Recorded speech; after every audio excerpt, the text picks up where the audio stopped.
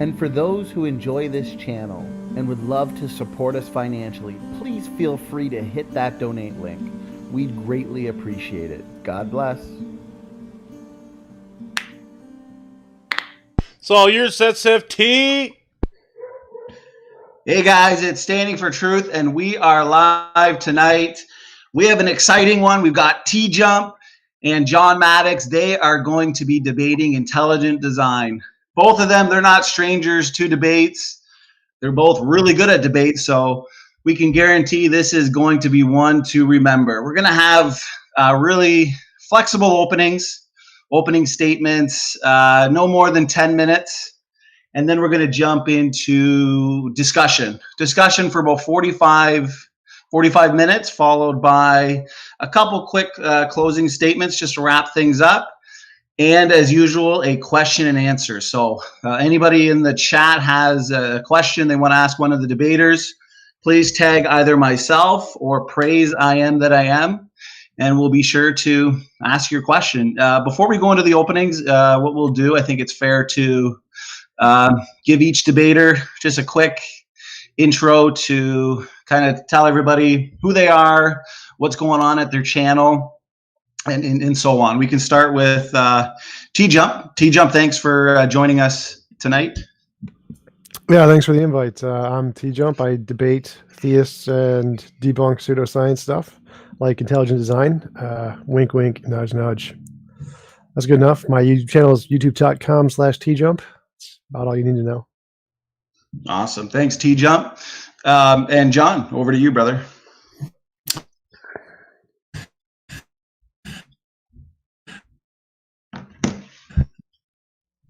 Well, thanks for having me fun. I'm looking for this plausible probable to search that in YouTube. Not the only reason, but a major foundation of the reason I started the channel was to address some of the arguments made by people like TJump who claim that things are pseudoscience and not actually reasonable arguments to be made and conclusions to be reached. So I'm looking forward to this conversation. Awesome. Well, thanks, John. Thanks to the both of you. I guess what we'll do is we'll jump into a flexible opening. We can start with you, John. I'll just put the clock at 10 minutes. You know, you guys don't have to use all of that time, of course. Whatever time's not used, what we'll do is we'll throw it into the discussion. So, John, over to you. Well, tonight we're going to be discussing the aspect of intelligent design, and it's my position that it's a much more plausible and logical conclusion to reach given the evidence and the plethora of components that make up what enables life to exist. And when you compare them to any other aspects of things that we would consider impossible without an intelligent agent, to me, it seems like it requires a complete suspension of rational thought, logic, and reasonable thinking to believe that pure chance or determinism can be the reasonable explanation for our existence in the context of life. So in regards to that, I'm going to share my screen here. And let me know when this goes through. I'm just going to jump in there real quick. I'm not sure if it's just me there, John, but it looks like there's a bit of a lag or a delay on your end. It could just be me, though. I just want to make sure before we get into a discussion that everything's flowing good. Is there any lag for you guys at all?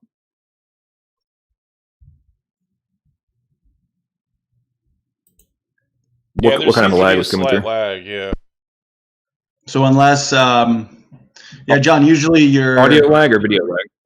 Looks like more of a video lag, but usually you're good. I don't know, unless you want to like decrease the bandwidth or, and we can keep it going as is. And if there's any issues later, we can try and address them. No, hang on. We'll just. All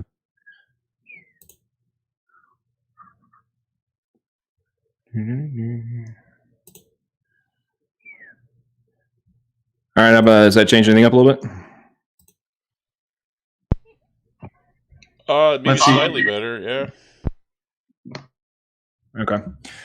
All right, so the when you consider what enables life to exist, it's a fundamental component is information. So let's look at some if and then statements. So if information is immaterial and non-random information requires an intelligent agent, then intelligent agents are required for all controlled process instruction. If non-random information creation requires a mind and DNA genetic code contains non-random information, then a mind was required for genetic code to exist. If coding and programming information is immaterial and the medium which contains it is not relevant to its existence, then no undirected process can create it. If codes require intelligence to assign arbitrary values and decoding requires equal arbitrarily assigned values, and genetic code is encoded, transferred, and decoded, and gene expression requires translation of arbitrary values, then a mind was required for genetic code to exist.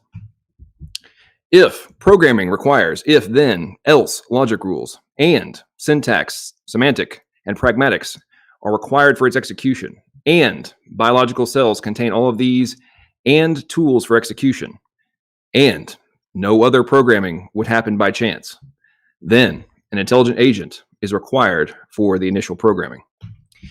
If time-based controls are required for code execution and are executed by separate functions and are vital to embryo development and modify outcomes based on temporal variables and require simultaneous execution, then foreknowledge of the outcome is required. If literal nanomachines are required for programming execution and non-random information cannot be accessed without their prior existence, and their non-random formation instructions are encoded in the genetic code, then simultaneous existence is required. Therefore, if in any other context it is accepted that non-random information, coding, decoding, programming, time-based controls, and nanomachines require intelligent agents to exist, and if life requires all of these to exist and all observed organisms do, then intelligent design is the logical conclusion for our existence. Now, I say all of these things to create, a foundational component to this conversation, and all of the arguments that I made can easily be defended via scientific papers and relatively general acceptance of all of the top components of those if and then statements, other than the mind being required, because huge aspects of academia and atheists such as my opponent, TJump, are all desperately searching for ways around the blaringly obvious evidence that screams design and want to equate it to completely implausible and improbable options and creative ways to think of things that can potentially circumvent these mind-bending enigmas in regards to our existence. So the position I'm putting forth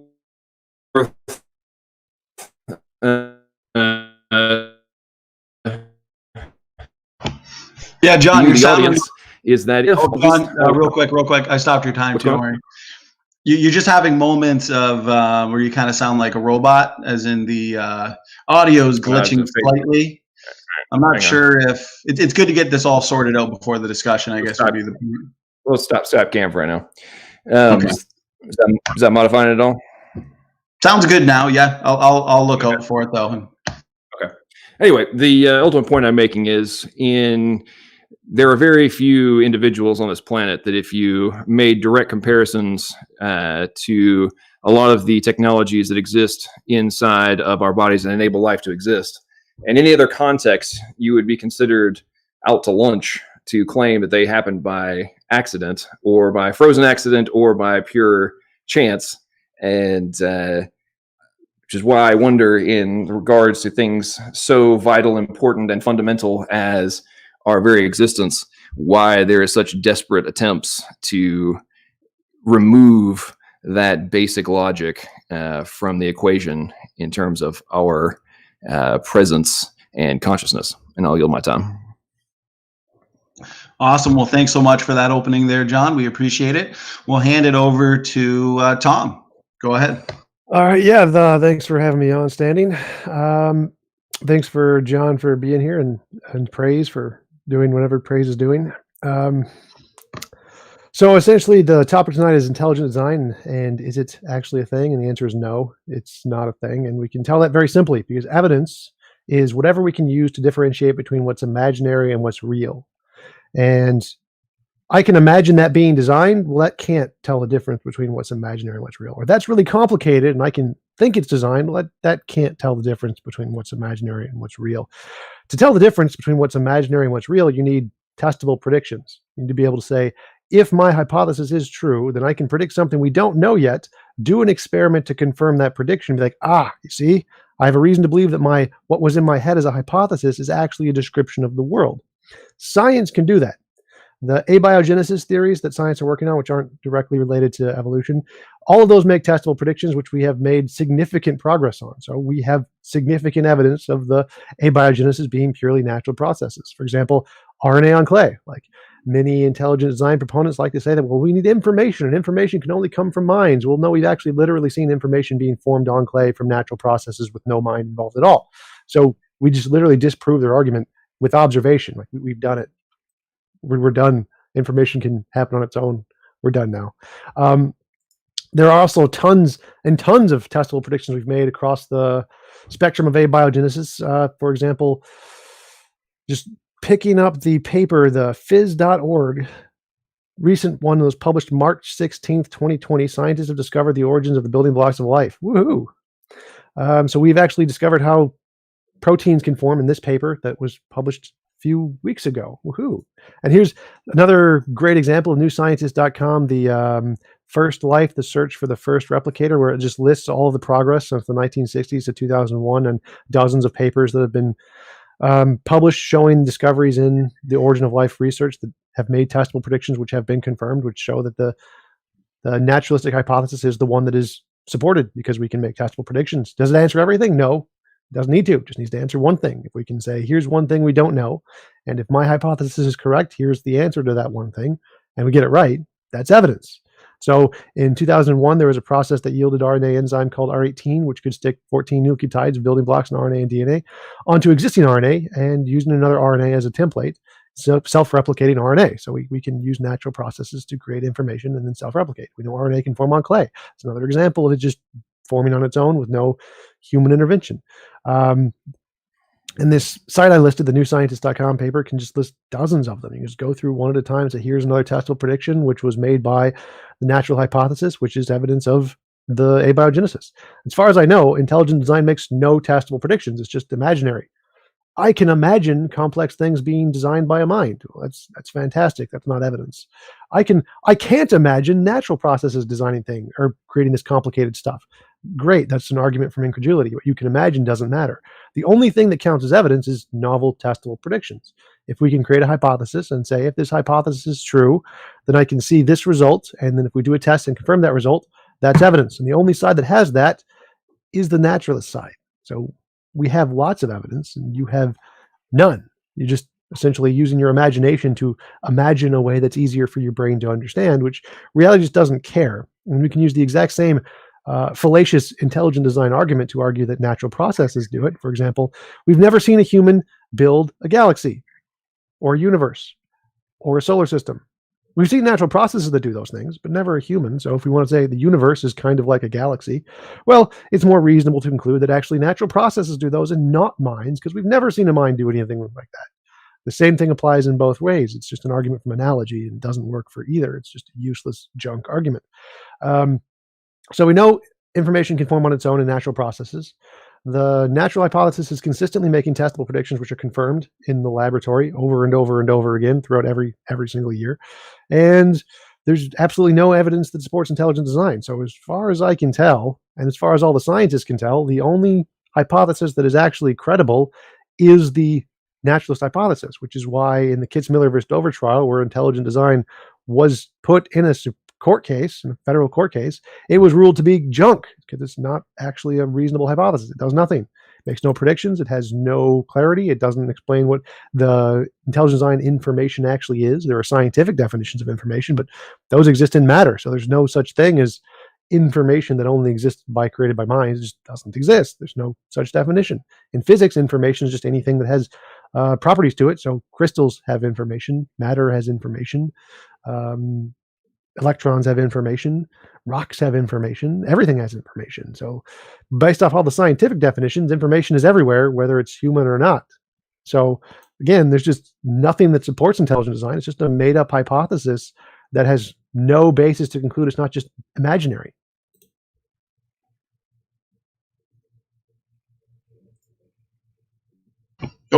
Okay, thanks so much for that opening there, Tom. We appreciate it. I'm going to set the timer here for the discussion. That's always everyone's favorite part. So let's keep it respectful, and we'll try and keep it a free-flowing dialogue. And the clock is set, so whoever wants to start, take over. Yeah, I actually wanted to mention the arguments he brought up. Like, none of those are actually arguments. An if-then statement isn't an argument. It's an if-then statement. So I can just reject the first if, and then the conclusion that then doesn't follow. But none of his actual if-then statements actually worked, because they're just assertions. Like I say, if a cat is a dog, then a dog is a dolphin. Just doesn't mean anything. You'd actually have to have a conclusion there, which would mean therefore cats are dolphins. You'd have to have a therefore. So if, then, therefore is how the structure should work.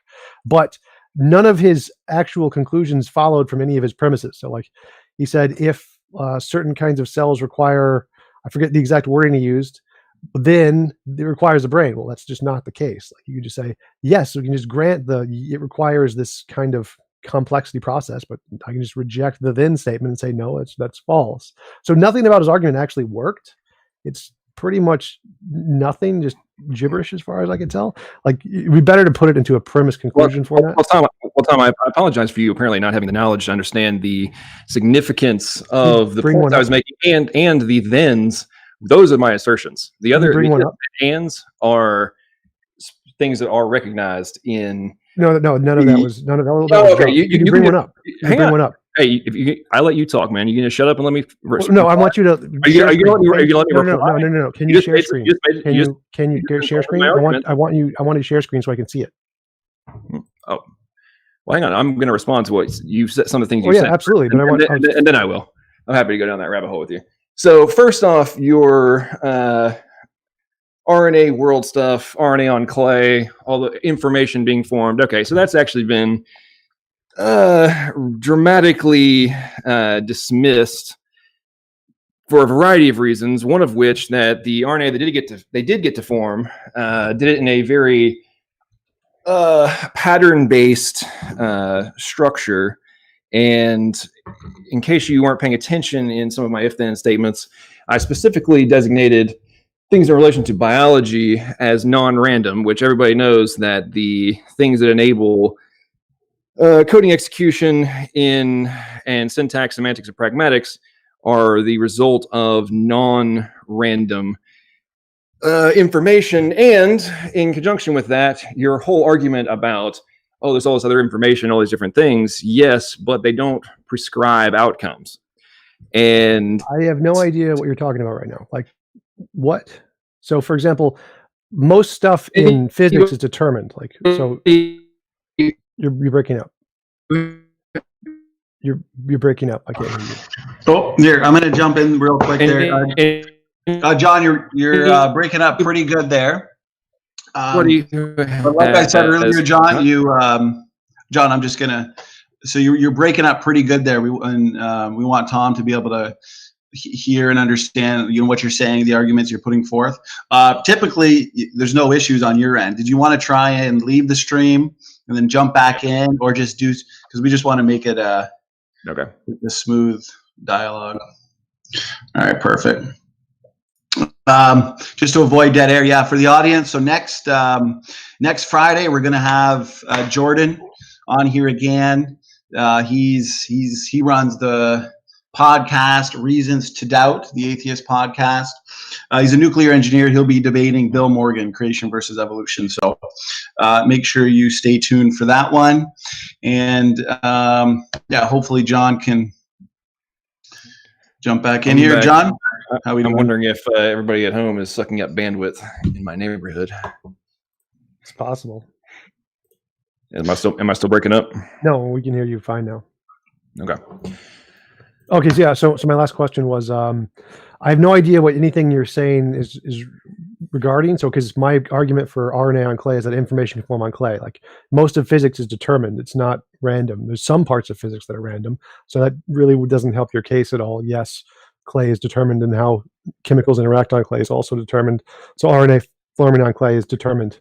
But Yes. I got you. However, as I was saying, I guess I was breaking up, is that entire premise of RNA forming on clay being a reasonable and plausible foundation for the non-random information that enables a code, the genetic code, to exist. Wait. I never said that. I never. No, I'm responding to your whole No, portion about I information. never said that. So you're not. Because my only argument was you just said that RNA forming on clay and information being formed in that manner. Yes, but I never said anything about the origin of life. I never said anything about the RNA world. So okay, my only argument was RNA forms on clay, Tom, which is let people information. finish sentences. Okay. Yes, you have to actually address what I said. I am addressing. If you let me have commas and clauses, then maybe I'll address your statements before you interrupt. No, me. you're not. You were addressing something I didn't am. say. That's why I was stopping you. So I didn't say anything about the origin of life here. Actually, Tom, I'm responding to your whole argument about information existing all over the place, and there not being a distinction between things that are non-random and ultimately prescribe outcomes. What? I never said that. Versus. So again, all I said was I am creating a separation of your argument of that all this information all over and all these different things, right? You said that, correct? Yes. Information. And what I am stating is that the non-random information that results in an outcome, there's a differentiation between that sort of information, which is what is required for life's ultimate existence. Again, I'm not following because you said information. Let me break it down for you. Well, let me try to explain to you why I'm not following. So you said information that leads to an outcome is what is required for life or something like that. Well, information that leads to an outcome is like two rocks hitting each other. That's information that leads to an outcome. Not in the context of biology and what is recognized in the context of the genetic code, which, as I argued at the very beginning, is a fundamental requirement for all observed forms of life. I'm still not following what you're saying, because in biology, in all of the academic non-pseudoscience fields, and in physics, the information is exactly like the two rocks hitting each other. So I'm not sure what the distinction you're making. Is okay. That's a very ignorant statement, because that is absolutely not what is stated in many papers. No, it literally is. Like the paper defining information in academic fields in biology is Shannon information theory, in a paper he published in 1956. I think it was maybe 58, where it defines information as a contrast between entropy. I can actually give you the equation, and it has nothing to do with intelligence. There's no reference. Shannon was in fact an atheist, so not surprising. And information is again just a process. It's a stochastic system. It doesn't have anything to do with minds. It doesn't matter whether it's intelligently designed or not. That's not a part of the definition of information in any academic field ever, as far as I know. Okay, so apparently you're not very familiar with biosemiotics, but which has been changing that. But there's also been quite a few papers recently changing what? That just saying that there's no distinction between what is happening in the in terms of biology versus two rocks slamming together against each other. For example, here's one from Abel and Trevor's cause and effect physical determinism, in other words, cannot account for the programming of sequence-dependent biofunction. There's paper from the... Do you have any in actually academic papers, like journals, not pseudoscience journals? Okay, so you want some Royal Society? Sure, yes. Okay, cool. Let's do that then.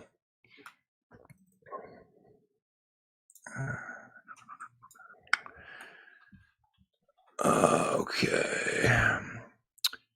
This drives us immediately to the conclusion that the DNA in organisms functions as information, and that the internal DNA-dependent dynamics of cells embody functional information processing, that is, computation. DNA-based molecular biological computation can be said to control, perhaps even direct, the entire panoply of biochemical events occurring in cells. Yeah, I agree with all of that.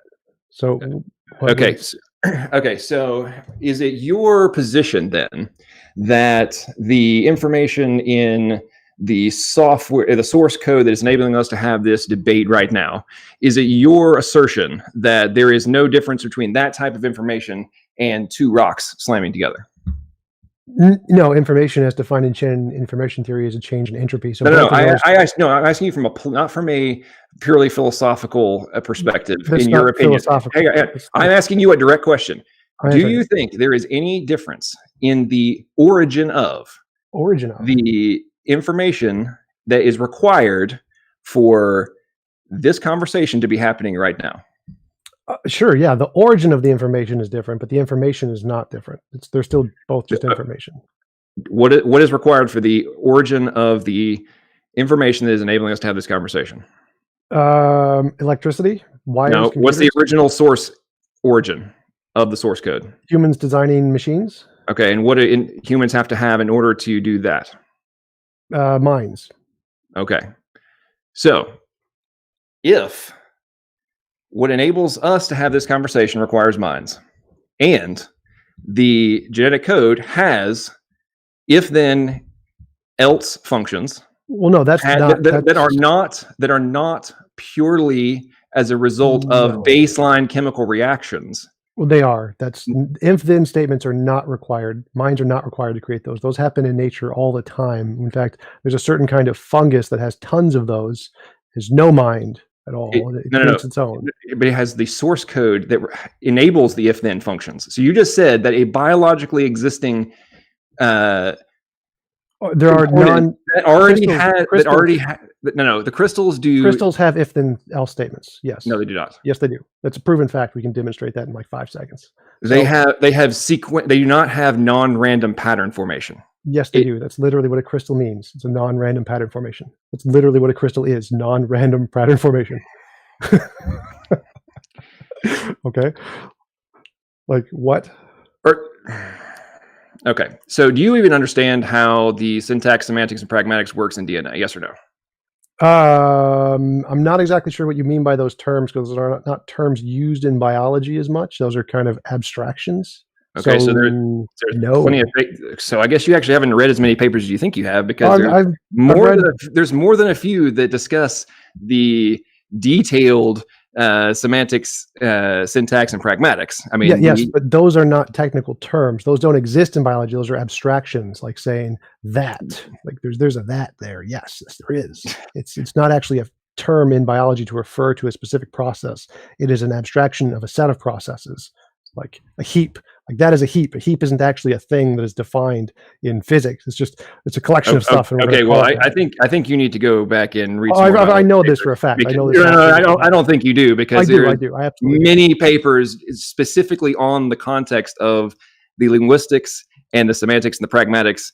And there was a paper in 2015, I think, from the Royal Society, where they specifically talk about the programming aspects, and not from a figurative perspective, but a literal one that is engaged by the cell as a whole. I don't think you're understanding what I'm saying. So the term syntax and semantics. I understand what you're trying to say. Clearly not. So no, I clearly do, and I know you're trying to circumvent this. You're trying to circumvent I'm directly trying to answer. So when you use the term syntax and semantics in biology, it is an analogous term to refer to a set of processes in what the DNA does, but it is not itself a collection of them. It's an abstraction. You're not going to be like syntax in biology, and it's not going to come up with a set of biological functions. It's not a deliberate thing in biology. It's an abstraction of a collection. What is a codon? What is a codon? Yeah. I have no idea. What is a codon? A codon is a triplet of base pairs that is equal to a amino acid after the translation process. The syntax I'm referring to, which is clearly and very detailedly researched and delineated in genetics, is all the codon sequences that result in the amino acid translation process.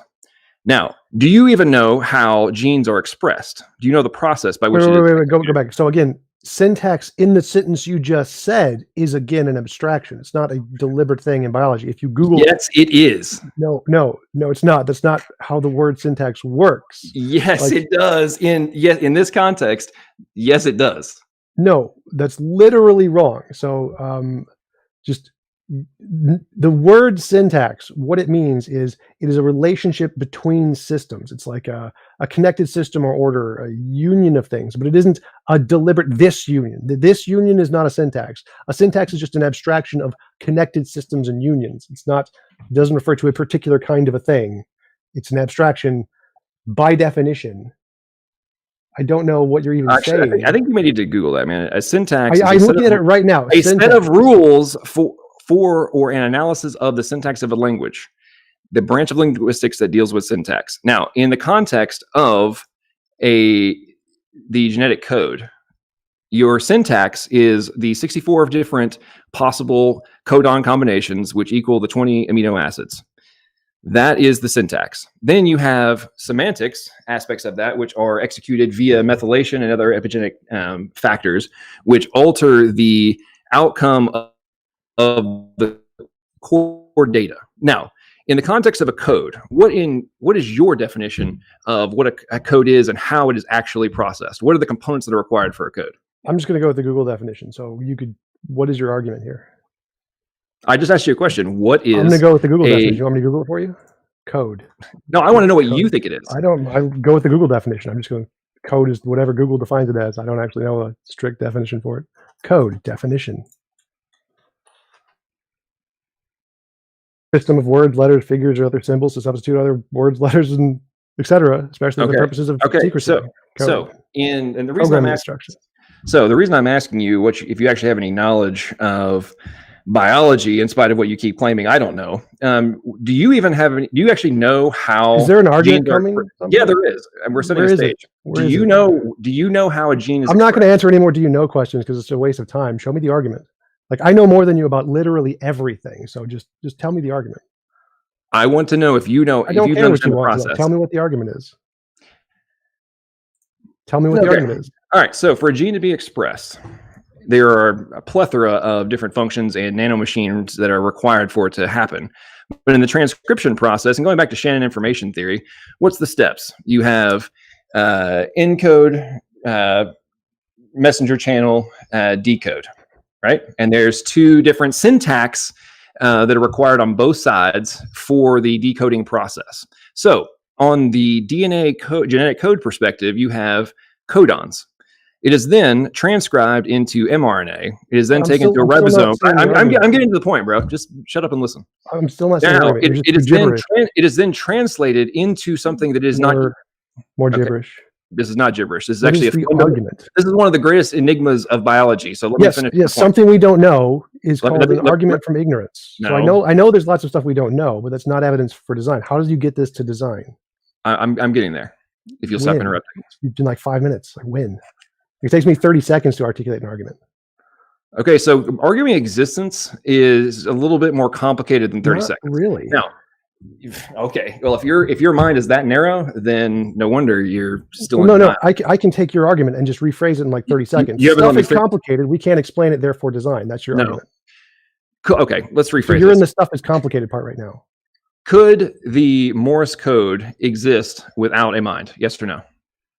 Sure. It doesn't exist with a mind. It exists as a piece of paper. Like, what do you mean exist? It's a code. It's a process. It's like you input one thing, output another thing. The Enigma machine or some other externalist machine can have this without a mind. Like computers have processes without minds. They can exist without a mind. Yeah, but they had to have a mind to create the logic rules, the syntax, semantics, and the pragmatics of the source code that enables them to function. So are you saying that computers could exist without minds? Yes, they do. It's called biology. So you just admitted that biology has computational abilities, which I never said it didn't. So do all computers require logic rules? Everything in the universe requires logic rules. Okay. But you're saying that if then else and temporal based variables can exist without any kind of intelligence being required. Is that your position? Yeah, obviously. I mean, crystals have those, rocks have those, gravity has those, all the laws of nature have those.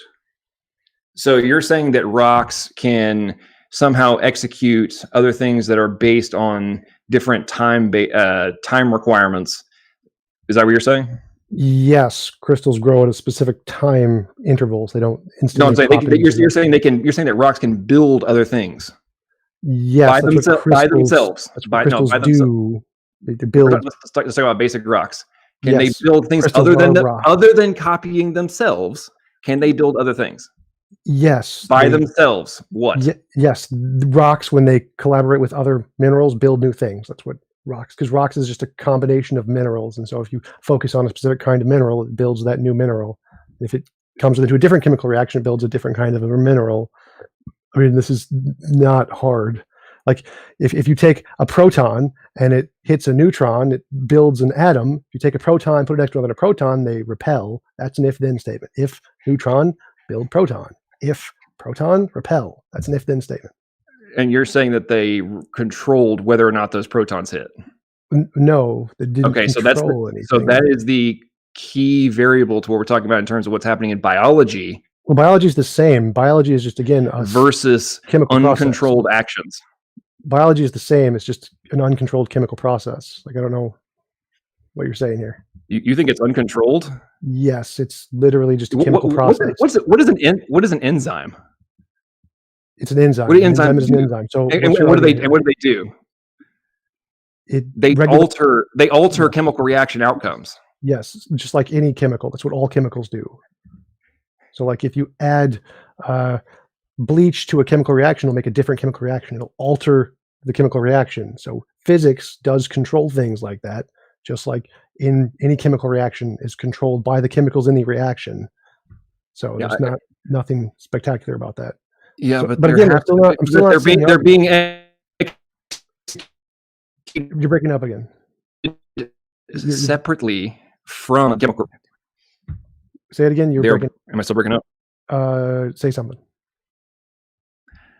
Okay, so I think we need to turn this back to a basic biology lesson in the context of. Well, you still haven't given an argument yet. Biology doesn't help you at all. You keep denying the fundamental pieces of what is being questioned in biology on a regular basis, which is that deterministic chemistry does not explain biology. No, that's the consensus in biology. The deterministic chemistry does? Yes. Oh, wow. Okay. Then, yeah, you are clearly uninformed. If you think the purely deterministic chemistry, okay, do you know what a microRNA is? Again, so get to the argument. I can just say deterministic forces are the cause of essentially everything in biology. That's the consensus. Like, just Googling, looking at the paper I just listed. Okay, so going back to 2001, someone will fill a container with predictable chemicals and keep it under the right conditions and watch life emerge. That experiment will be done. Yes. I'm talking about what is being observed in the real world. That's a scientist doing these experiments. What are you talking about? Nucleotide and eventual amino acid sequences are both physiodynamically inert. This leads to deterministic chemistry no longer being able to explain biological outcomes. So, again, so no one in biology accepts that. Okay, I just literally read that from a paper. Okay, still not accepted in biology. So can you give me an argument? Okay, so let's go back to microRNAs. So since you don't understand talking about biology isn't going to help you, because I can just Google the consensus in biology is natural. Done. So anything in biology doesn't help you. So give me an argument. What is your argument? You haven't presented a single argument yet. You just keep babbling about different topics in biology, which I've researched in the past. So I don't need to research them again because I know they also lead to naturalism. But you haven't given an argument. Like, what is your argument? Okay, Tom. So you can just sit here in denial, and I don't have to. I don't have to go along with your position of going with a majority. I'm putting forth whether or not there is reasonable conclusions for intelligent design. So yes, I'm waiting. In spite of your stunningly ignorant denial, saying I'm ignorant isn't an argument. What is the argument? If you'll stop interrupting me, I'll actually finish the sentence. I've been waiting for like 15 minutes, and you haven't said anything yet. Like, where is the argument? Tom, is it your opinion that what is my opinion an argument now? Like, what is the argument? Say like premise one. We're having a discussion, okay? Well, so yeah, I I'm don't trying to have to listen, Tom. I don't have to follow your structure. Well, okay? yeah, I'm trying to understand the context. I'm not your little boy over here that you yes, can just tell me what that's to do. great. You need to actually phrase the sentences in a way that they make sense to the person you're having a conversation with. And right now, I can ask you like, "What is your favorite color?" But that's not relevant to the conversation. So you need to explain your argument. Make an argument that is relevant to the conversation so I can understand it. Tom, that's what I'm asking for. Is it your position that there is nothing that is impossible to occur by chance and determinism? Unless it's a logical contradiction. That's just by definition what possible means. So you are saying that that all the things of technology that we enjoy, are you suggesting that they can all exist by pure chance? Sure, but it's so improbable it wouldn't happen, but it's possible. Okay, so the improbability of life existing is beyond the total number of chemical reactions that have happened in the observed universe. No, it's not. Okay. Actually, the argument is that given the known natural processes, the probability of life is that, which I agree with. I mean, we don't know all of the natural processes. So given the known natural processes, the life occurring using the known natural processes is that small. But that isn't all natural processes. That's just the known natural processes. Just like 10,000 years ago, if we said, given the known natural processes, the probability of these producing lightning is 0. It's because we didn't know the natural processes that produced lightning. But that doesn't mean that all natural processes have a 0% chance of producing lightning, only the ones we know about. So I grant that given all of the natural processes we know about, those working together to produce life is extremely small. I agree. So are you suggesting that even though the vast majority of chemists are in agreement that purely random abiogenesis from a chemistry perspective, not just based on what we know, because we know a hell of a lot about chemistry at this point of what is possible from a binding perspective. Wait. So if they I'm finishing sentences. Stop interrupting, bro. You said not based off of what we know? Like everything is always based off of what we know. I don't know what you mean by that. You said not only based off of what we know, chemists know that. I don't know. You keep interrupting me, man. I probably hadn't finished my. Right, I'm asking for clarification. I work with complex clauses, and you keep interrupting me in the middle of clauses. And as I'm sure you know, that semantically that can make a different variation to the outcome, right? Well, yeah, but if you don't make sense in the first clause, the second clause doesn't make sense either. Well, the second clause is what can make the first clause make sense. No, it can't. It's like by definition, if you say gibberish in one sentence, then adding more gibberish in the second one doesn't help. So I mean, you said if you don't know what the outcome is, you don't know if it's gibberish or not. You're making a pre-assumption.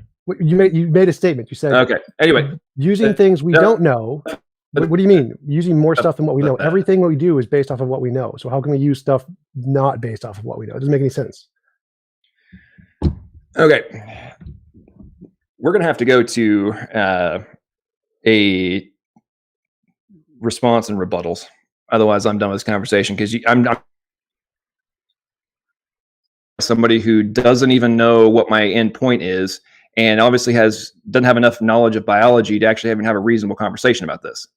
So are we let's go to. I mean, that sounds like you got your head up your ass, because all I asked is what do you mean by when you say we're going to use things not only what we know but also what we don't? I think I said based on what we know. I may have broken up. I don't know. Oh, if you based on what we know, I'm okay with that. I grant that. Go for it. That's anyway.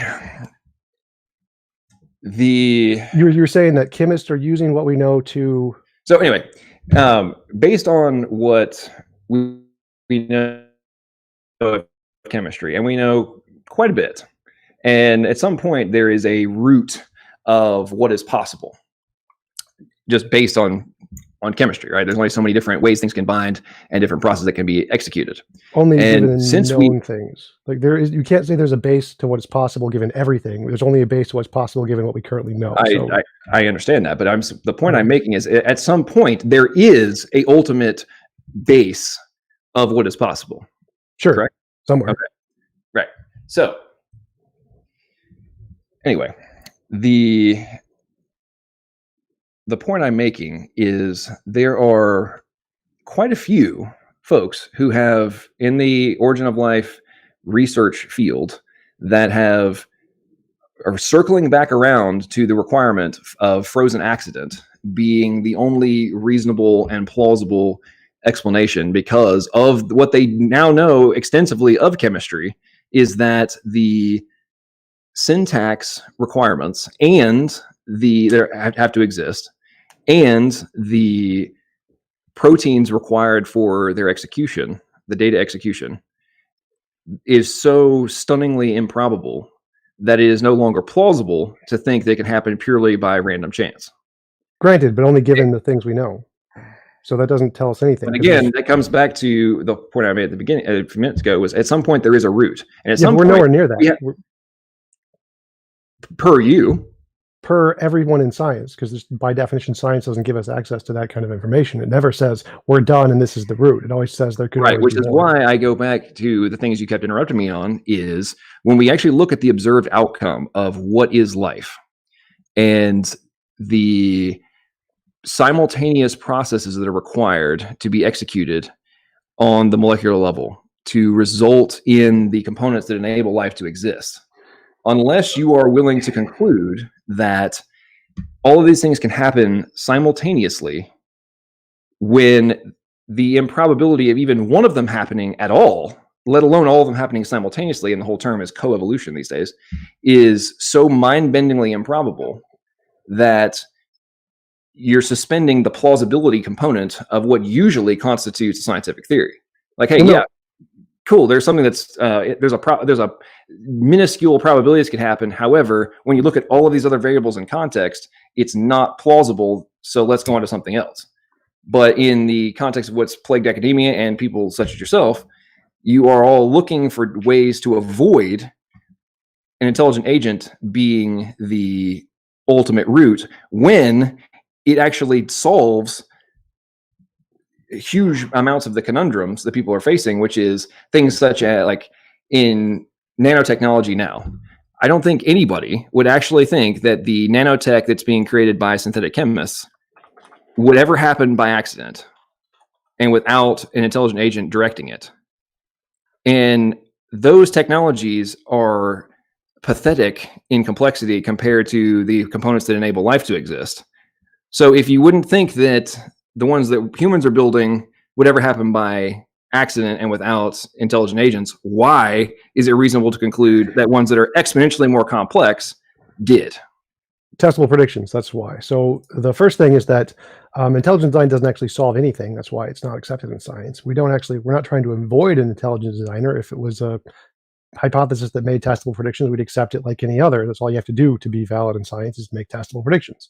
So the reason we go with abiogenesis is because it makes testable predictions. We can say if the origin of life came about by natural processes, we would expect that the precursors to life, like DNA and RNA, would come about through natural processes. And then, oh, look, we discovered a natural process that produces RNA. That's a testable prediction that we confirmed. But we don't have any of those of intelligent design. And so it doesn't actually solve anything. We can imagine an intelligent designer doing it, but it doesn't solve any problems, because to be a solution, you need to make testable predictions. So I can imagine a leprechaun knocking that cup over, but that isn't a solution just because I don't know what knocked the cup over. To be a solution, I'd have to make a testable prediction and say, well, if it was a leprechaun, then we would see blah, blah, blah, and then discover that and be correct. Then it would be a solution. But without that testable prediction, it's not a solution, it's just an assertion.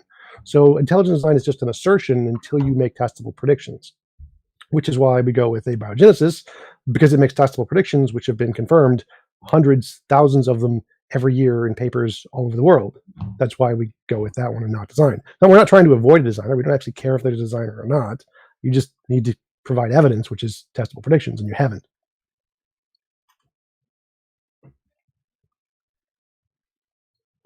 Okay, so that was a nice dodge of what always going back to the testable predictions and things of that nature.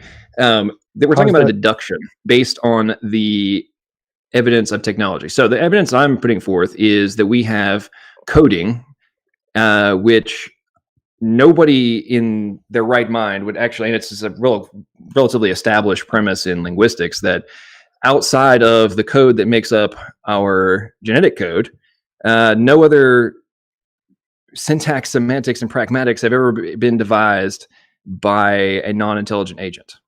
And in spite of the fact you kept interrupting me in the context of codons and the syntax there is a syntax. It's a well-established premise. And when it's being translated, and the process is called translation, The codon is being read through one codon at a time, and the amino acid, which is being leveraged in protein synthesis, never chemically interacts with that codon. So you have two arbitrary values that require a middleman translator. So if there is not, and they've been desperately trying to find this and have finally concluded, and if you want to go research it, feel free, there is no chemical explanation for how the ribosome knows it's the correct amino acid other than computation being executed. Right. There's lots of things we don't know in biology. That's not evidence for anything. It's just an argument from ignorance. I mean, yes. No, there's a whole thing called biological computation, and they conclude that there is given known process. There's computation being executed there. It's being I grant that. I agree with that. So, but there is information. The part I disagree with is that there is no chemical solution. That's false. There's no known chemical solution. None of the known natural processes can explain this. We agree. Like everyone in biology agrees with this. We don't have a solution yet. Otherwise, it would be solved. And they also agreed there's immaterial information housed inside of it. Information is an abstract. So all information is physical in biology and physics. Information is literally a physical thing. No, actually it's not. There's translational pausing, which is temporal-based controls. Information is physical. Information is physical. Physics. Step one. Yeah, physics information right there. Physics information is a process of particles. It's physical. So in physics and biology, information is physical. It's not an abstract thing. Okay, so are you saying then that there is no information that is immaterial? Not in physics or biology, no. No, I'm talking about in the real world. Is there information that is immaterial?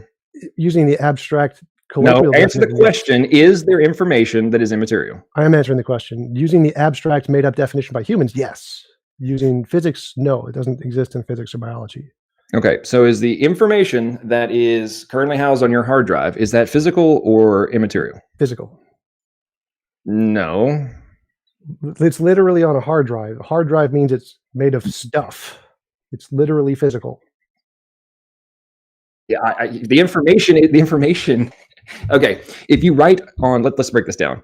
If you write with an ink pen on a piece of paper, there was a chemical process that bound the ink to the paper, yes. Right? Yeah. Is the information that is contained in the words, is that physical or immaterial? It's physical because the information is actually contained in our brains. The medium is physical. The information itself can be translated by something that's physical, but the information itself is not. Well, no, the translation is the information. So the translation process of how to take a specific combination of letters and make it into something meaningful is contained within the brain. So that's actually physical.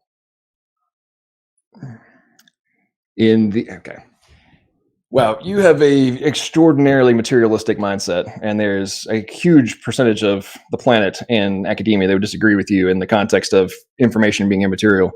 I don't think so. I'm looking at the Phil Surveys paper. In philosophy, it's about 70% are materialist physicalists. Then about neuroscience, it's about 80 or 90% are physicalists. In physics, it's about 70%. I don't know. I'm not sure what you mean. I mean, maybe 30% is a large percent. I'm okay. I'll agree with that. Okay, so let's just put this all into different context here. So, it is your argument and your position that information that is controlled and prescriptive and results in variable outcomes based on foreknowledge of the requirements. You are saying that is a completely naturalist outcome that does not require intelligence. Is that correct? Well, that's my hypothesis, but I wouldn't assert that. So my assertion would be there is something we don't know. We don't know what caused. No.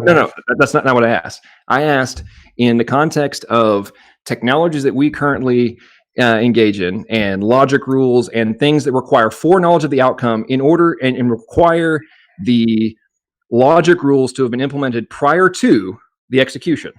Are you saying that it can be accomplished purely by natural processes and does not require intelligence?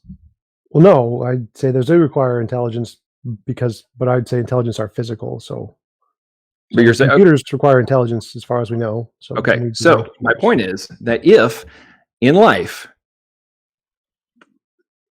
temporal-based controls that require variable modifications in order to execute a function exist in our bodies and are essential to life existing. But you just stated that in another context that would require intelligence. No, I said computers require intelligence. Like temporal-based transitions of information can happen without computers. You don't need computers. No, I said functions and logic rules. It doesn't matter whether it's computer or anything else. Well, I'm talking about if I have to set up multiple variables, right, for a machine, you got to have multiple variables, and they can be modified based on time-based components and stress-related and external functions. But I have to have them accounted for prior to those variables coming into play in order to have a successful outcome. Yep. Did I have to have foreknowledge of those potential variables when I built it in the first place? No, because we can see that happening in physics all the time. I'm talking about things that we experience on a day-to-day basis. I'm talking about real-world stuff. We do experience physics on a day-to-day basis. Now, I'm not talking about things from a physics perspective and theoretic. I'm talking about real-world physical components and machines that we deal with in the real world. If all those variables, would I've had to have foreknowledge and have predicted the requirements before I built the technology? Again, I'm not quite sure what you're saying here, because human designed things were human designed, yes. But the temporal systems that you're describing, those can happen as human designed things or naturally in physics. The temporal information processing that can have altered effects based off of the time, or however you phrase it, can happen in physics without human design. So the human design ones were definitely human designed. I'm talking about in controlled environments that have specifically prescribed outcomes. I'm not sure what you mean by that. So when you talk about a temporal system that can process information and react at a certain time period to have a certain outcome, that happens in physics all the time without any humans. I'm talking about technology. Human designed things like technology are all human designed. And what I'm saying is that if you're agreeing that for human design technologies to be able to have those outcomes, and the point I'm making is if the exact same type of logic rules and physical machines, in this context, nanomachines, and their functional outcomes have the exact same logic rules that we would apply to any other form of human technology, and we agree they would require that those things in the human world require intelligence. Well, no, that's the part we disagree on. So I agree that human designed things were human designed, but the information behind them does not need to be human designed.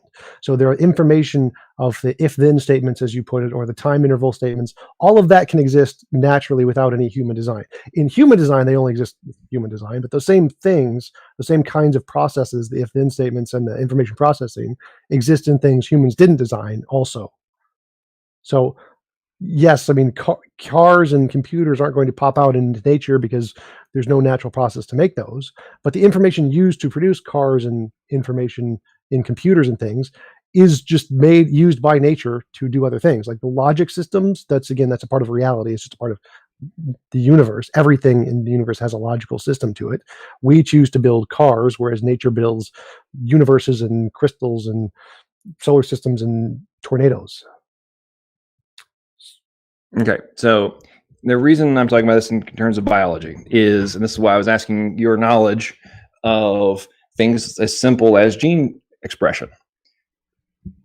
For a gene to be expressed, it requires multiple nanomachines, not just pure chemical reactions. They are physical nanomachines. Yes, I agree.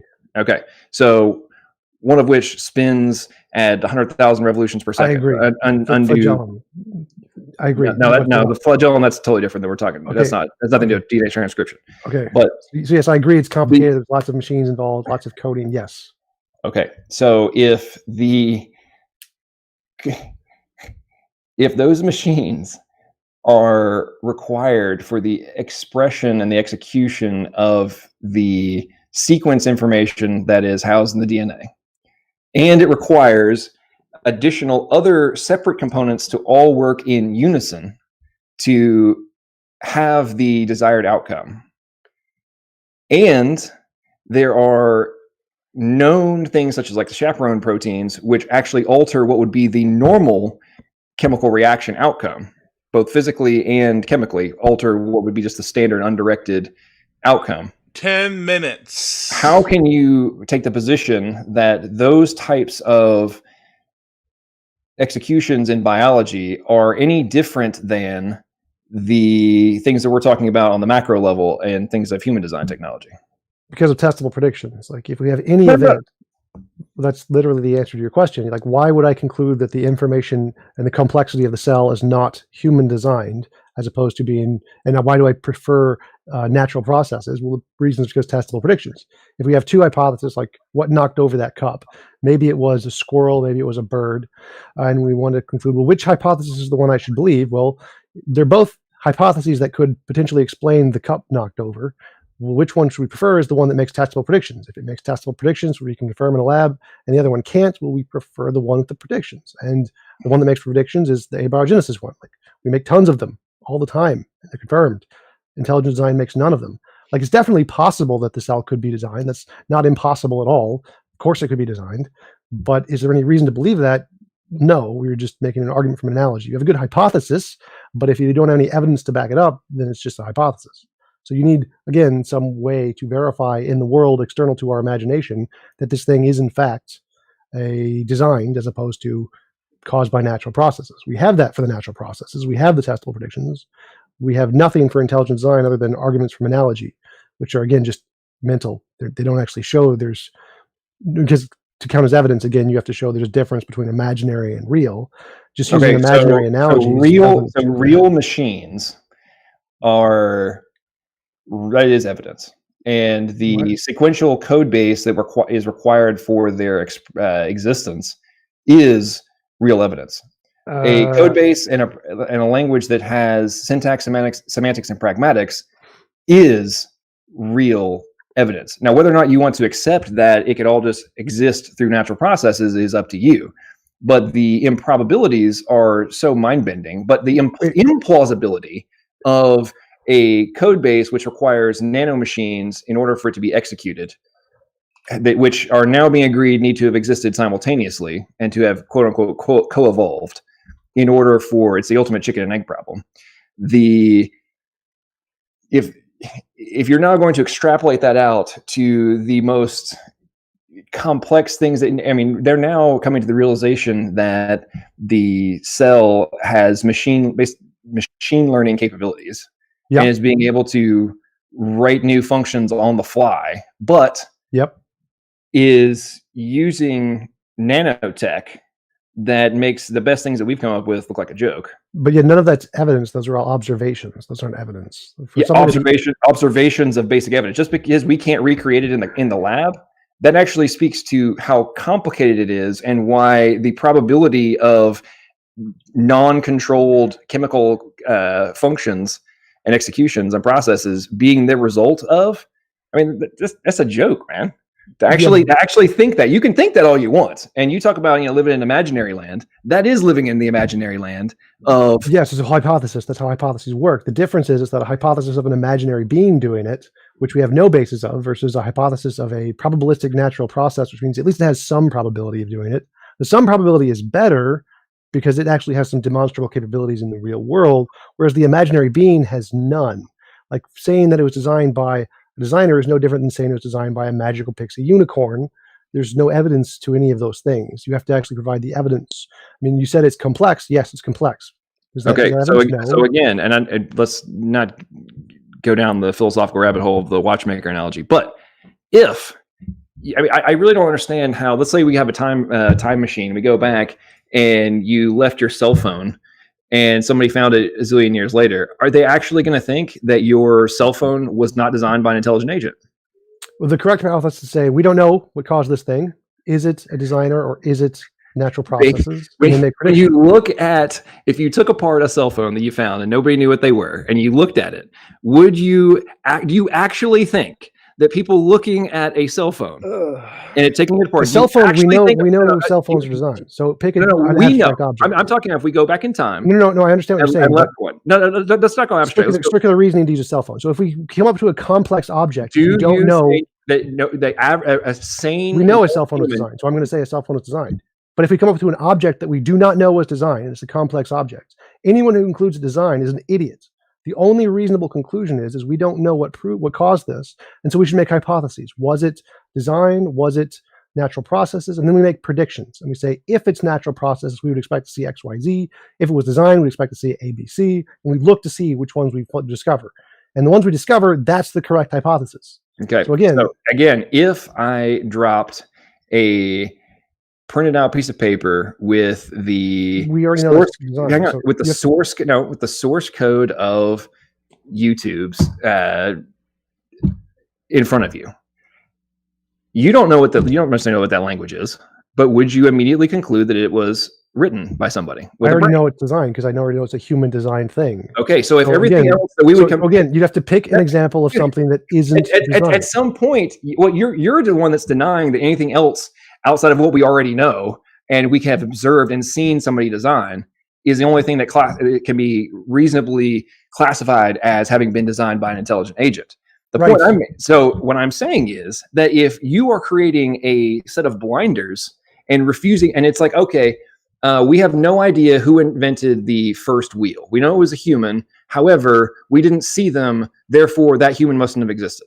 That intelligent agent that created the first wheel didn't exist. No. I'm saying it's the equivalent of. No. Again, so again, my argument is that if we come to an object that we do not know whether it was designed or not designed, the correct thing is to know, I don't know what caused this. It could be designed. It may not be designed, and then make predictions. Whichever one's predictions are correct, that's the one we go with. So we don't presume it's one or the other. I'm pretty sure at the beginning of this, you just said we just need to dismiss any possibility of intelligent design. No, absolutely not. I agree that intelligent design is possible. It's just there's no evidence for it.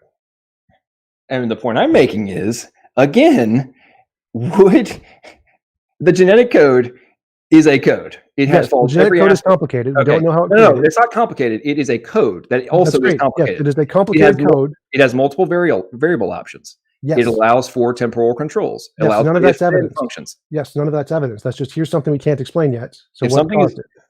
Okay, and the point is that, again, comparing it to a computer code is an argument. So it's not evidence. It's not actually. It's. Are you familiar with translational pausing, which has been classified in the argument terminology? So no. To be evidence, you can't just compare it to other things. You need to make predictions. Temporal pausing was classified as a computer code in frontiers and bio. So again, to be evidence, you can't just compare it to other things. That's an argument from analogy. If in order to be evidence, you have to make predictions. If it can, okay. And the predictions are that it follows all of the requirements to be classified as a computer code. That's an observation. We already know that. To be a prediction, you have to predict something we don't know. So again, are you saying that computer codes can create themselves? No, I never said that. Okay, so you just said that I compared it into something that is classified as a computer code. Yes. But even though computer code... You're breaking up again. Wait a second. You're breaking up again. So you're breaking up. You're breaking up. Pause for a minute. Somehow this one did through natural process. Okay, you broke up. Could you repeat that? Okay, so you just said that computer codes wouldn't create themselves. Yes. And even though I just told you that the temporal pausing redundancy double syntax DNA isn't a computer code. It's a code. It's not a computer code. Okay, and as I was trying to explain to you, yes, it has been considered a programming language in a computer code, and it's also been programming language. Yes, it's not a computer code. A computer code is literally a code for computers. So okay, actually, cybernetics was originally founded on the what they were seeing in biology and the genetic code. So that's actually not true. It's actually a computer program. Computer code is a program or code set of instructions forming a computer program, which is included by a computer. Done.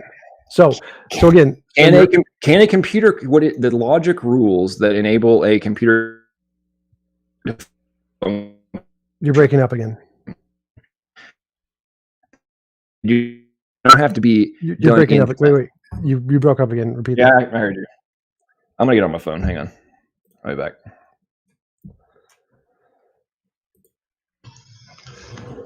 Okay, well, we've got 5 minutes left on the discussion anyway, so once John gets back, I'll start the clock up again for 5 last minutes. And looks like we got lots of good questions from the audience, so we will, we can jump into quick closings, just to wrap it up, a couple of minutes, and then we'll have a good Q&A. Sounds good. I'm gonna get some water. Awesome. Take your time. Yeah, I got a question, I guess. I mean, one was sent to me personally, so I'll have to probably asked that question. It was from, let's see here. Jesus paid it all, so yeah. Awesome. Thanks, Braze.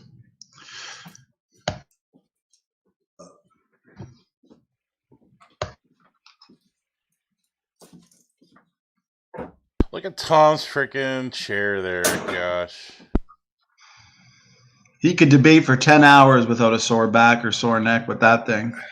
Luckily, we've John, and luckily your audio really only had a couple times of messing up there. So for I'd say 95% of the debate, it all came through well. So no worries, John. You might not have heard us while you're gone, but we got 5 minutes left on the clock for the discussion. So once you guys start going at it again, I'll start the clock. We'll jump into really quick closings and then a Q&A, okay?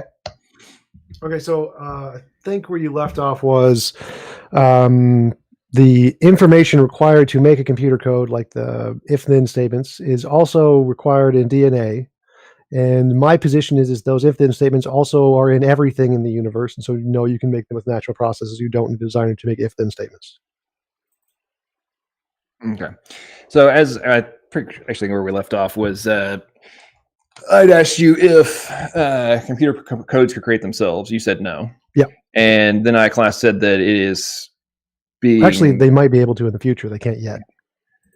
Well, yeah. Then but the way they would come in the future would be through machine learning capabilities of AI, which is but the requirement for those things to exist is intelligence. So prior to that being an option, just like in quantum computing, I doubt you would ever conclude that quantum computers could create themselves. So at least I hope not, because if you do, then that's a whole other debate. But anyway, where I'm going with all this is all of the foundational pieces of what constitutes a programming language and the ultimate outcome are embodied in the genetic code in a variety of ways that are significantly superior to the best thing that we have ever come up with as humans. Well, sure. The requirements for a programming language are logic, and logic is just a function of the universe. So well, yes, there's more to it than just logic, but there's literally everything in it. There's syntax, semantics, pragmatics, which is all a part of logic. Okay, so earlier you couldn't tell me how the syntax applied to the genetic code, and it doesn't exist, even though it does. Well, no, syntax is a conception, so it means it is a unity or a relationship between things. So there's lots of different syntaxes in lots of different things, including true. DNA. But in terms of coding and programming, there are very specific rules that are required, and those rules are assigned by intelligent agents. They're arbitrary. There's arbitrary assignment. So is arbitrary assignment of values, are you saying that does not require intelligence? No, the choices of what the values are and what the relationships are is arbitrary, but the possible relationships are not. Those are determined by logic. So we just choose between an already existing... I asked you is intelligent. I didn't say whether you use logic or not. Of course you use logic. I asked if intelligence is required to assign the arbitrary values. Sure. Okay. Well, I mean, you could randomly assign them, but we do use. Well, you could, but intelligence will be required to randomly assign them too, right? You have to have a random generator, which had to have been created by an intelligent agent, right? Well, no, random generators exist in nature to specifically assign two different sets of arbitrary values to be encoded, decoded, encoded, transmitted, and decoded. Yes, that exists in physics all the time, where arbitrary sets of values are selected for particles, and those are specifically read like entanglement at specific times and specific intervals. Those happen all the time in nature. Okay, if you're trying to equate quantum entanglement with arbitrarily assigned syntax for coding. Yes, that's literally what it is. Okay, so you're saying that there is nothing. That's how quantum computers work. No. Okay. I was talking about quantum. You said quantum entanglement. The interesting. Right. I just wanted to jump in, guys. We have 1 minute left on the clock. I'm not sure how you guys want to spend that last minute, but let's just wrap it up and we'll go right into some quick closings. We can just go into the closings. That's fine. Yeah, if that's cool. I just didn't want to cut anyone off unless they had another point they wanted to make. But if you guys are happy with how it's ended, we can jump into a couple closings. Why don't we? Who started? John, I you started started. there. I'll So why close. don't we hand it over to you?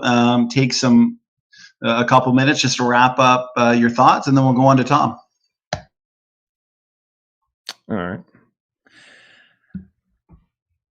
So this debate, if we can actually call it that, was another example of the tremendous effort made by TJump and many of the folks like him, but him especially, to circumvent any kind of real conversation and debate over the subject by shifting things around and trying to apply purely philosophical arguments to reality. And to try and explain and things such as codes, syntax, semantics, pragmatics, programming languages, and the different aspects of those principles that enable life to exist, and nanotechnologies and robots and all different things that we have here as having no difference between that and two rocks coming together, to me just exemplifies a strong effort to avoid truly contemplating whether or not it is a more logical and plausible conclusion that the evidence, which people all going all the way back to Dawkins have said looks designed, and just make sure you turn off that rational portion of your brain. Otherwise, you won't be able to avoid that conclusion. An interesting quote from a paper by, I can't really pronounce these guys' names, V.A. Gusev and D. Schultz-Makic. The origin of the code is perhaps the most perplexing problem in evolutionary biology. The existing translational machinery is at the same time so complex, so universal, and so essential that it's hard to see how it could have come into existence, or how life could have existed without it. And the irony of the paper I'm looking at right now, directly below that, is the syntax, semantics, and pragmatics charts and all the logic rules that they've outlined there. But ultimately on this, and I think people watching have to ask themselves this question, is if you actually go down and actually look at the processes of biology and the things that we are now recognizing that weren't even known 20 years ago, such as translational palsy, which we didn't even get into, literally acts as a 3D printing logic controls for the ribosome and is embedded in the syntax of the codons, which both represent the amino acid needed and how it should be ultimately shaped and the protein synthesis outcome should happen. We have things such as microRNAs, which can alter the outcome of literally thousands of different genes. And so you take the exact same data and then insert this and it has a different outcome. The list goes on of things that in any other context would be considered genius and have required incredible foreknowledge, foresight, and design capabilities, and yet are now being put forth as random occurrences that are capable of existing through purely natural processes. Ask yourself if that is a reasonable conclusion, and I encourage you to actually go and do research and look beyond the talking points that are put forth by so many who do not want you to even consider the premise of an intelligent agent. Thank you so much for that concluding statement there, John. We appreciate it. On to you, Tom. Take your time.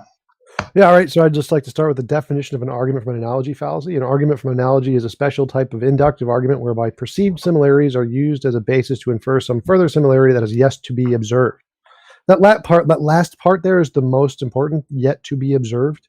Like if you want to say, is the complexity encoding in the DNA caused by a mind? That's a possibility, but for it to be evidence, you have to actually observe that. You have to demonstrate it. Just using an argument from analogy and saying, well, it's like our code isn't evidence. That's just all imaginary.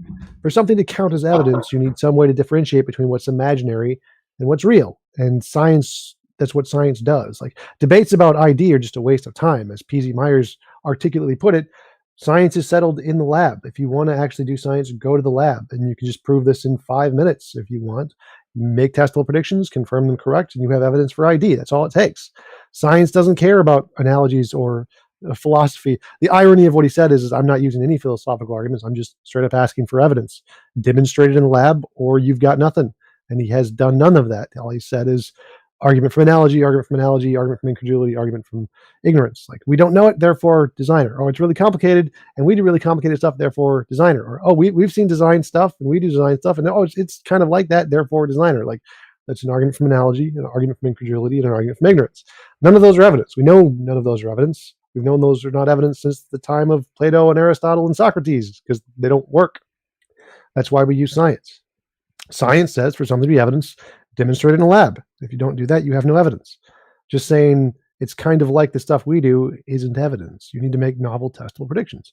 Abiogenesis does that repeatedly, which is why pretty much everybody in science accepts it because it's supported by evidence, and ID is rejected because it's not supported by evidence, which is why it was ruled to be a pseudoscience in a federal court case by a Christian judge. There's nothing there. It's just a bunch of philosophical, fallacious arguments we know don't work. All right. Thanks for that concluding statement there, Tom. We appreciate it. Thanks again for giving us your time, gentlemen. We do have a good Q&A, but just to respect the time of the debaters, unfortunately, we might not be able to get through all of the questions, but we'll get through as many as we can. So why don't we get right to it then? We'll start with Luca. Luca, thanks for your question. This one is for, this one's for John. So John, Luca asks, why do we only have carbon-based life? Why not silicone one? Well, it's there's actually quite a few papers on this in the organic chemistry world, but I forget all the exact details. But the silicon can't make as many complex combinations of fusions. That's why. Thanks for interrupting my sentence again. That's basically what I was about to say. Next question. Okay, so if that's all you guys have there, let's go right to the next question from Anthony Maurice. Anthony asks, question for Tom. He says, my question for Tom is he aware that chemists use manipulated controlled conditions and activated nucleotides and purified reagents that would never be found on an early Earth? They don't need to be found on early Earth. Like, no one cares about that yet. The goal is just to find out how natural processes can produce the information, as ID proponents call it, to produce life. You don't actually need to be the early Earth atmosphere. It just needs to be any natural processes. And then we can discover which ones happen on the early Earth much later. But the first thing is just discover how natural processes can do this, not how they happened necessarily on the early Earth. So it doesn't actually matter whether or not those specific ones happen on the early Earth or not. It's not relevant. Okay, we can allow a quick response. Yeah, that does have relevance to whether or not it's a conclusion of life's existence and not the result of intelligent agents being able to manipulate the variables to build something. Oh, all right. So they don't manipulate the variables in the experiment. They just set the experiment up with a specific set of variables. Actually, they admit that they manipulate it by stopping them and starting them and providing the purified environments and the purified chemicals. And I mean, that's really admitted. I mean, Clements Richard, back in 2008. They can't do the experiment without starting it and stopping it. They literally have to do those things, and they have to actually put the pieces together and then start it. So, yeah, but none of that's actually relevant to the question. So, yes, they always put the pieces together, and then they press the start button, and then they press the stop button when it's over. Yes, obviously. Okay. If you're actually looking for research in abiogenesis and you're not putting it in a realistic environment, then you're not actually researching abiogenesis. You're researching whether or not you can, as a human, can cause an outcome and put on. And abiogenesis isn't the origin of life on Earth. Abiogenesis is the origin of life. It doesn't matter if it happened on Earth. The early Earth atmosphere isn't relevant to abiogenesis. It's only relevant to abiogenesis on Earth. The first thing we're trying to discover is how abiogenesis can happen anywhere in the universe. And then once we discover the spectrum of what is required for abiogenesis, then we can narrow it down to try and figure out how it happened on Earth. But first, we're just trying to discover how it could happen anywhere in the universe by any natural processes. That's the first thing. It's how science works. Like trying to discover how it happened on Earth first would make no sense at all. Okay. Well, the more than a few of those folks have literally stated that it would require a miracle for it to. Given no natural processes, but that's it. We can always just discover tomorrow that it's Who wants to That's based on natural processes. It would be a miracle. known natural processes. It could just Okay. be unknown natural processes that do it. Just like anything, it's like not a problem. Okay, let's move on to the next question. Thanks for that, guys.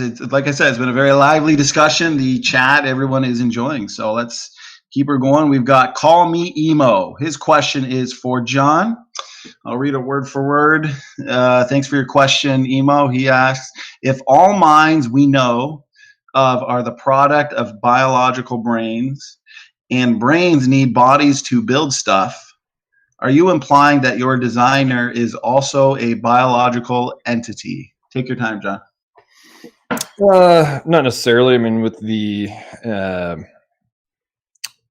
with what we're discovering in quantum mechanics regarding the ability for consciousness to control matter and physical outcomes, then it doesn't necessarily require a physical force. It requires consciousness to have the end outcome. Okay, thanks for that. Do you want a quick response, Tom, or move on to the next? Yeah, the consensus is that consciousness doesn't have any effect in physics at all. I think the last poll showed that it's less than 2 to 6% of physicists actually agree that consciousness collapsed. The Wigner-von Neumann hypothesis is actually a legitimate thing. So 90-something% say nope, it doesn't. Now you're going back to authority. And if you actually go and Not appeal to authority is only a fallacy if it's not actually an authority. So I'm actually allowed to do that. Well, but I think that same study said that 50-something% of them do think that consciousness has some element to it. And if you read the papers, No, it was 90% don't. It was 6% do. They think that consciousness does. There was another variable in there, I believe, that said, "Do you think consciousness has some impact?" And if you go and talk, if you watch interviews with some of the leading minds out there, the only reason that they say that it's not consciousness is, oh, well, there was no consciousness at the beginning of the universe because therefore. Okay, then I think you should go watch some of the interviews. I literally know where they spoke with Sean Carroll about this. Like, that's not why. It's because it makes no testable predictions. It makes no verifiable result. It has no impact. Wigner himself refuted his own theory and said he was wrong to apply micro systems of quantum mechanics to macro systems of consciousness. So the fact that they've started figuring out and have done test experiments where it goes all the way up to the macro level within the last couple of years is starting to circumvent that. No, it's not. Like literally everything in quantum mechanics is explained by all of the different interpretations, which is why only 6% accept quantum consciousness collapse. Like all of those same experiments are explained by the many worlds interpretation, the EPR, the quantumness collapse, the de Broglie quantum pilot wave theory. All of them explain the exact same things. None of them make novel predictions. That's why none of them are accepted as a majority yet. Okay, so 2018 from guys who've done quite a few of these experiments. Taken together, these experiments indicate that the everyday world we perceive does not exist until observed, which in turn suggests, and we shall argue in this essay, a primary role for mind in nature. It is thus high time for the scientific community at large, not only in those involved in foundations of QM, faced up to the counterintuitive implications of QM's most controversial predictions. Which is again only accepted by 6% of the people in the field, which is why it's like, okay, there are papers that are published in it, which 6% of the people who are in physicists do publish papers arguing for that, which is not accepted by 90% of them. That's kind of the point, is that yes, there are some who do support that, 6%, but the majority say no, that's not supported. And so the guys that are actually doing the experiments are the ones that are saying that, yes, it is a reality. 6% of the ones doing the but there's always physicists that deny it. Yeah, 90% of them deny it, yes. Like I'm pretty sure that 5% of biologists reject evolution. Not 5% of climate scientists deny climate change. There's always a minority. It's not. There isn't evidence of anything. Hey guys, let's move on to the next one. Like I said, lots of good questions here. This question is from Conflict 34. Thanks for your question. Let me see. This one's for Tom. He says, so evolutionists claim DNA is evidence because of similarities, but using DNA as a similarity to computer codes is not evidence? Question mark. Well, no, the evidence, DNA isn't evidence because of similarities. DNA is evidence because of testable predictions. It's the fact that we can make testable predictions that makes it evidence, not the fact that it, I don't know what you mean by similarities. Like, no one in evolution uses just similarities in DNA as the evidence. It's the testable predictions that are the evidence. Okay, let's move on to the next. Did I just hear that? Hang on. Did I just hear that nobody in evolution science uses similarities? I'm pretty sure that As the evidence. the similarities in genes is directly used as evidence. I mean, No, it was do you not know how the molecular clock whole deal? It's not that they looked at the The similarities. direct and comparison then of the sequences of the DNA sequences comparison and similarities in terms of functional outcome By of the testable code prediction. base, which you claim doesn't have. by It wasn't testable It predictions. wasn't testable predictions. They Yeah. literally matched them up to see if they matched or not. That's it. Yeah, they made predictions about what would happen, and then they tested those predictions by looking at them and saying, yes, they do match the results we expect. Therefore, that's evidence. Okay. So that's how evidence works: is you make predictions and then you confirm them in a lab. That's what science is. All right. Okay, let's go on to the next question then. Let me see here. This question is from Mitchell. Question is for TJump. Without intelligent design, what ultimate eternal energy created the universe without invoking the theory using a multiverse generator? Take your time. There's actually infinitely many possible theories that could do that. You just have an eternal, all-powerful natural thing. And there are natural theories that exist outside of space-time, like Nima Arkani Hamad's amplituhedron and Sean Carroll's emergent space-time, just to name two. Like, there's nothing that shows that natural things can't exist outside of space-time. We have theories that they do. Like, there's literally anything the supernatural could explain, the unknown natural can also explain. So that's why we require testable predictions and evidence to actually verify things. Quick response, John, or move on to the next question? Let's move on. Okay, so this question is from Speed of Sound of Gravity. Question is for, he doesn't specify, I'm guessing it's for you, John. He says, did you guys know that the codon code is not the same in every organism? It is nearly universal. There's some very slight modifications. And looking into those, but they actually, several papers I've read recently, they're actually seeing that those slight modifications actually have very specific modifications in very specific organisms, not from a anyway, there's a bunch of papers on that whole deal. But yes, I'm aware of the slight modifications, but it is generally universal across the board. Okay, thanks for that. You know, Speed of Sound actually had a second question. His question, John, was what is the link to the Royal Society article or the article about semantics, syntax, and pragmatics, or the full name of the paper? Did you want to just provide that to him after, or? Yeah, that's fine. Okay, so question from Gavin Hurleyman. Thanks for your question. Question is for TJump. Where does the code for DNA come from? And in brackets, he says it's not from RNA. From RNA.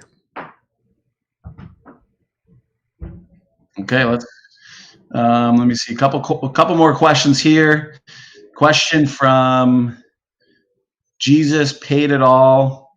Question is for Tom. Let me see, I lost it here. There we go. What in genetics would convince you of a god? Testable predictions. Like, I don't know what specific testable predictions you can make using intelligent design. Like, for example, you could predict that if an intelligent designer designed it, we would be able to find a specific line of code that's read, my name is Bob and I designed the genetic code. That would be one example. Like, any testable predictions you could make would be evidence.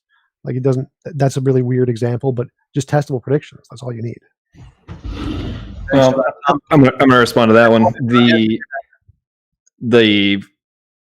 It is such an obvious answer that It does not require a signature, as in Oh yeah, you're right. a physical name. But no, when I'm going all this is the fact that it operates as a information processing system, a communication system, and has programming, logic, rules, semantics, syntax, and pragmatics, and nothing else, in spite of your denial, has that in the context of technology application and prescribed application outside of things that have been intelligently designed.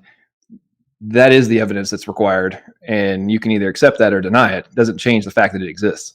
Yeah, that's just an argument from analogy. We know that doesn't work. No, it's not an argument from analogy. It's a literal. It's literally the definition, which is why I read it as my rebuttal or my conclusion. It's literally the definition of an argument. Except for all the papers that literally go into the fact this is not an analogy. It is this. I mean, if you're going to deny that the fact that those papers exist, then so be it. But they literally start the papers off with, I know it's been called, and there's been all this conversation and confusion and disagreement, but here's why it is exactly what is being described, not just an analogy. And it's still rejected by the majority of everyone in biology because it's an argument from analogy. I guess the $10 million it's up for grabs for whoever can recreate a coding, translation, and decoding system that follows information theory in an exact same structure. I guess that doesn't exist, even though it's being endorsed and judged by some of the top academic institutions on this planet. Yeah, we haven't found it yet. That's not evidence that. No, they're trying to recreate one. Yeah, we haven't found the correct way to do that yet. No, you're talking about. We're talking about what is required for it. So you're saying that it's just an analogy, and I'm saying that and you're saying that it's completely accepted by academia. It's just an analogy. What I'm telling you is that there's $10 million on the line for somebody who can do it in a literal fashion, not an analogy fashion. Yes, because the one that's in our bodies and all organic life is exactly that.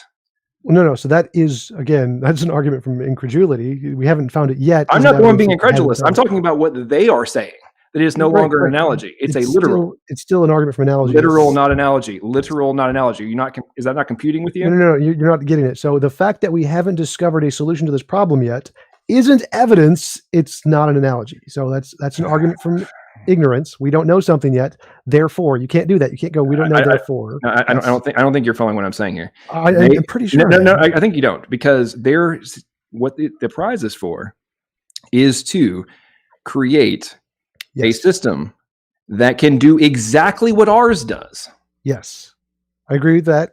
We haven't done it yet. A different model. We haven't done it yet. You're correct. They haven't done it yet, but that's not the point. The point is that what they're requiring you to do is not an analogy to coding, decoding, and programming. It is literal, not analogy. And that is the entire point that I'm making. You're claiming that it's an argument of analogy. They're saying, no, it is not just an analogy. It is a literal. Right. I agree there is coding. Okay. I said that like multiple times. I agree it does do coding. That's not the analogy part. The analogy part is humans did the coding. Therefore, there is a brain, or minds did the coding. Therefore, there is a mind that did this coding. That's the analogy. Which is why I asked you earlier, do you think that any other type of coding and programming could exist without intelligence? To which you said no. Not that we know of. The humankind. We know that physics does it perfectly well. Physics does not create coding. Okay, next question. Okay, so thanks for that, gentlemen. We've got Faithful, Honest, and True. He asks, TJump, who almost lost that one there. Okay, here we go. Who set the laws of quantum mechanics in motion? Go ahead. It was reality did that. So it's not a who, it's a what. Reality, it's the nature of reality itself. Okay, thanks for that response. And last question of the night comes from Jesus is Lord. Question is for TJump. Can you explain the difference between intelligent design and creationism? Nope, they're the same thing. They are literally the same thing. Or, I mean, you could say one's more of a general category, like all roses are flowers, not all flowers are roses. So creationism says a specific thing created it, usually a god of a Christian god, whereas intelligent design just says any kind of intelligence can explain this kind of process. So it's more of like a more general version, but they are both the same kind of thing, like all flowers or all roses are flowers. Okay, thanks, Tom. Quick response, John, or? No, it's obvious that worldviews completely differ, and I guess from TJump's perspective, humans aren't actually smart enough to be able to determine if there is something that requires intelligence unless we physically observe the original execution of it. Not the original. I'd say you need to be able to observe some testable consequences. We know that humans are stupid and make up imaginary things all the time, like Zeus and Yahweh and all kinds of religious beliefs, and fairies and leprechauns and unicorns. And so we need some way to differentiate between the imaginary stupid stuff we make up and reality, which is why you need the testable predictions. Okay, well, thanks so much, guys. Like I said, this was a great discussion. We got to most of the questions in the audience, so thanks for the questions, guys. Lots of good ones. Yeah, thanks to the debaters for giving us their time. And if you guys want to say a few last words, plug in your channels or something, you can do so now, and then we'll call it a night. Go ahead, Tom. Yeah, my channel is youtube.com/TJump. I do debates with usually academic professors and philosophers on these kinds of topics, and feel free to check out my channel. Thanks for everybody making it through. Sorry for my technical issues. If you want to check out my stuff, just search logical, plausible, probable, and it'll come right up. And have some more videos coming out this week, and hopefully have a few more debates over this next couple weeks as well. So wait out for announcements of those. Awesome, thanks, John. And yeah, no worries. I'd say over 95% of the debate came out well. There's a couple little technical issues, but for the most part, non-existent. So yeah, thanks again, guys. Check out next debate would be Friday, like I said, 9 EST. Bill Morgan versus Jordan from Reasons to Doubt on creation versus evolution. So I'm going to hand it over to Praise to shut it down. Once again, thanks for joining us, guys. Yeah, it was a pleasure hosting this debate, but I'm going to have an after show. People can come on if they want, but I'm going to end it here. I want to say thank you for the chat coming, and TJump and John and SFT. We're going to say God bless and good night.